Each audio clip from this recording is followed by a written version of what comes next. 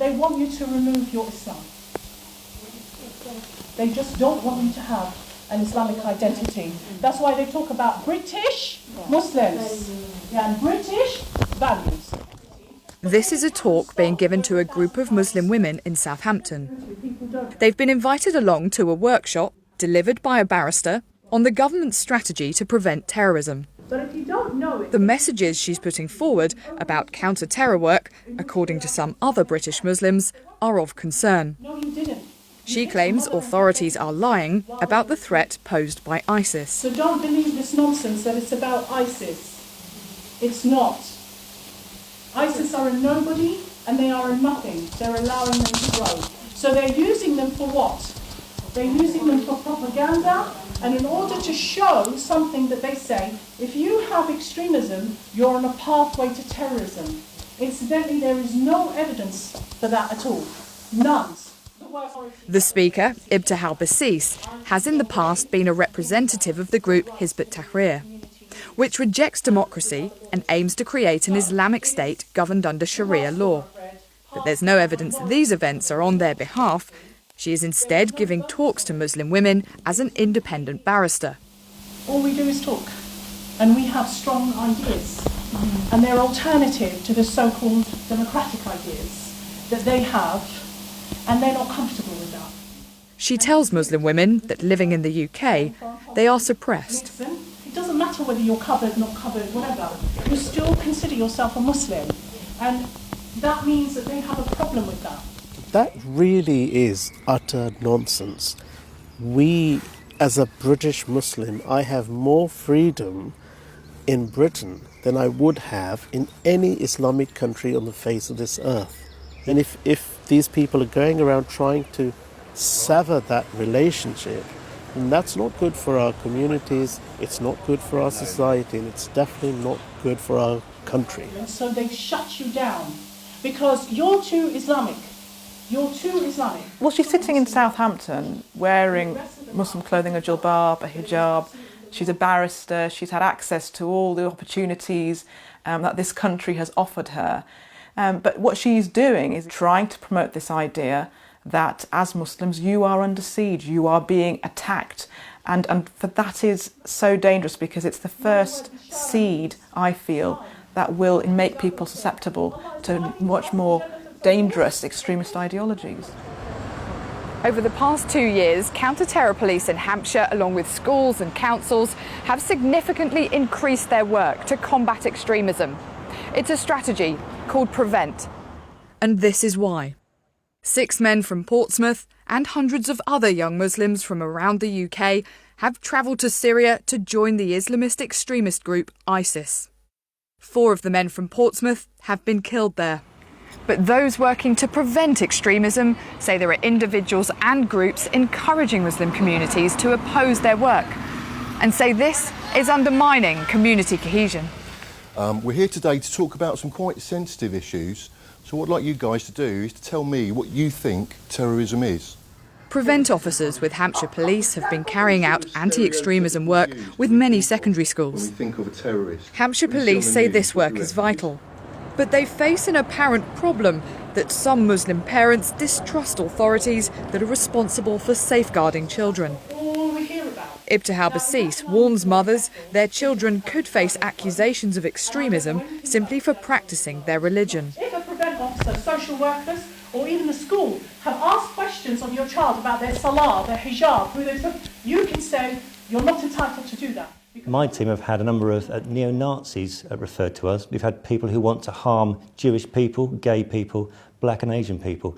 We've also had children referred to us who want to travel to Syria to become fighters and to become wives of fighters.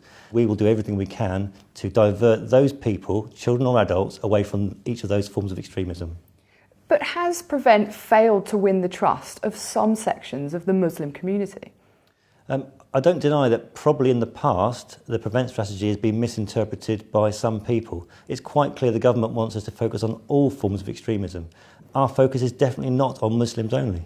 So why do some Muslim women clearly feel they need to resist Prevent? Historically, there has been some perception that Prevent is Islamophobic.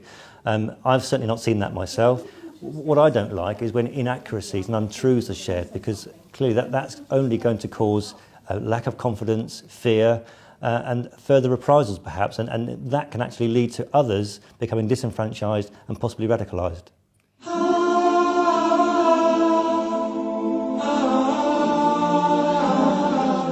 Now they are calling this revolution extremist, Islamist. This is Ibtihal Bsis giving a talk on Syria in London last year.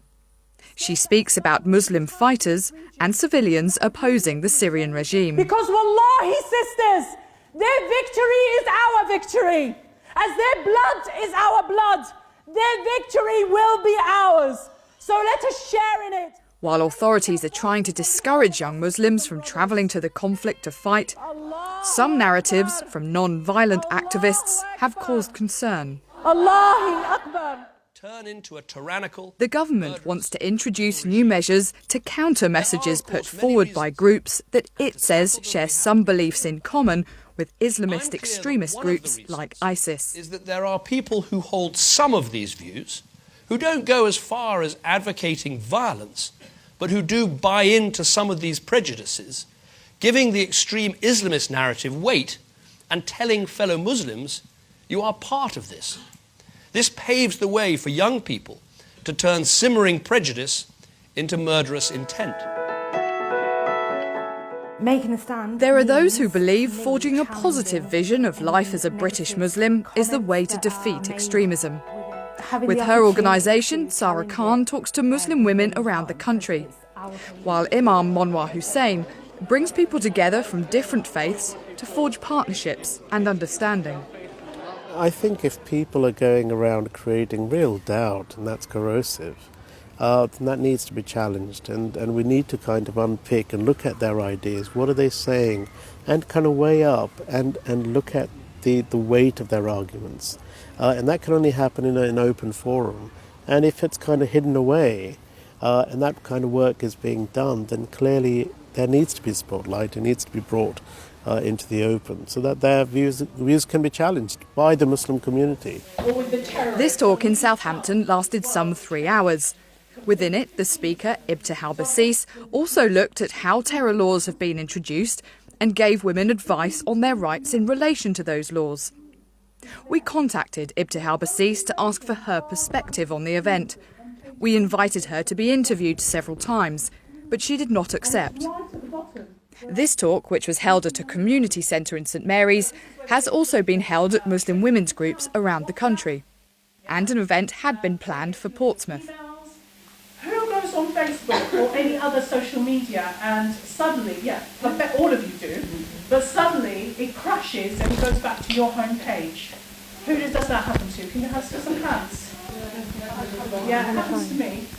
Okay, it means your phone's being monitored. A lot of these groups and women like her, they do nothing to alleviate the fears that many Muslims I know who have approached me and my organisation about the fear that their children might be the next ones that become radicalised and join ISIS. They do nothing about that. I think first and foremost, Muslim communities absolutely need to challenge these kind of groups, messages and narratives like hers, because it's so destructive.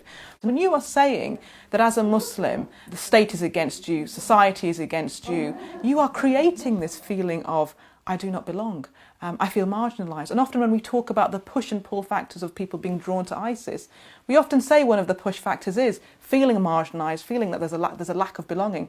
Well, who's helping to create that condition? Ultimately, the greatest fear for security services is the prospect of anti-Western ideology inspiring more terror attacks on British citizens. Those on the front line in Hampshire say they will continue to try to educate and to protect those who they believe may be vulnerable to extremism. Their success will depend on persuading Muslim communities to work with them, not to view them as the opposition. Whatever method or means you have, but get together. There's a difference between one sister being picked on and 10. They won't take